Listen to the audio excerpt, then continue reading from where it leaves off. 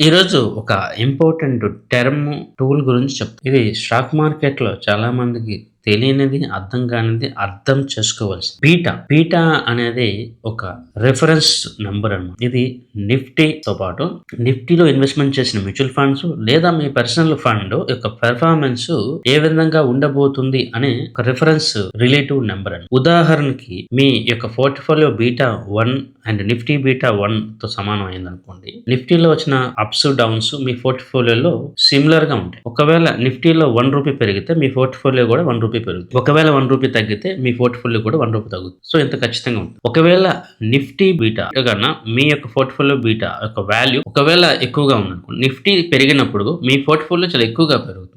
Nifty తగ్గేటప్పుడు మీ portfolio అంతకన్నా ఎక్కువగానే తగ్గుతుంది. సో ఇక్కడ బీటా వాల్యూ ఎంత ఎక్కువగా ఉంటే ఆ వొలటిలిటీ అనేది చాలా ఎక్కువగా ఉంటుంది. ఇది నిఫ్టీకి ఉంటుంది అండ్ అదర్ ఇండెక్సెస్ కూడా ఉంటుంది. ఇది ఎందుకు మనం చెప్తా ఉన్నామంటే సాధారణంగా మ్యూచువల్ ఫండ్స్ లో కానీ ఇంకెక్కడైనా కానీ డిఫరెంట్ ఫండ్స్ ఉంటాయి. అన్ని ఫండ్స్ కి ఒకే రకమైన సిఏజిఆర్ కానీ ఎక్స్ఏఆర్ కానీ ఉండదు.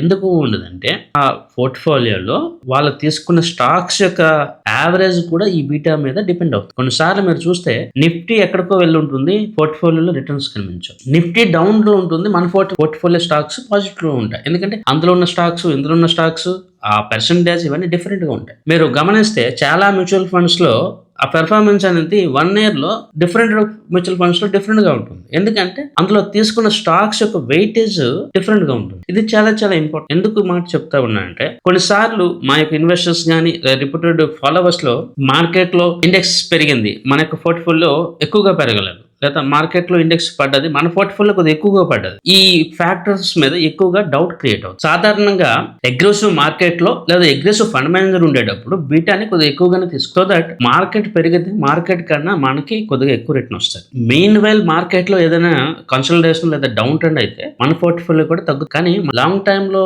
మార్కెట్ పాజిటివ్ గా ఉంటుందని ఆలోచన చేస్తాం కాబట్టి ఎక్కువ పోర్ట్‌ఫోలియో వాల్యూ ఉండేటట్టుగానే చేస్తాం. ఉదాహరణకి మన యొక్క పోర్ట్‌ఫోలియో 1.3 లేదా 1.4 వరకు ఉంటుంది. అంటే నిఫ్టీ లాంగ్ టర్మ్ లో ₹100 పెరిగితే మన పోర్ట్‌ఫోలియో ₹130 to ₹140 పెరిగేటట్టుగా మనం డిజైన్ చేస్తాం. సో ఇలా డిజైన్ చేసేటప్పుడు షార్ట్ టర్మ్ లో ఏదైనా నెగిటివిటీ కానీ డౌన్ ట్రెండ్ గా వస్తే ఖచ్చితంగా మన పోర్ట్‌ఫోలియో మీద కొద్దిగా ఎక్కువగానే కనిపిస్తుంది. అందుకోసం చెప్పి ఇలాంటి పోర్ట్‌ఫోలియోస్ ఎప్పుడు కూడా లాంగ్ టర్మ్ బేస్డ్ గా మనం ఆలోచన చేయాలి తప్ప షార్ట్ టర్మ్ బేస్డ్ గా చూడకూడదు.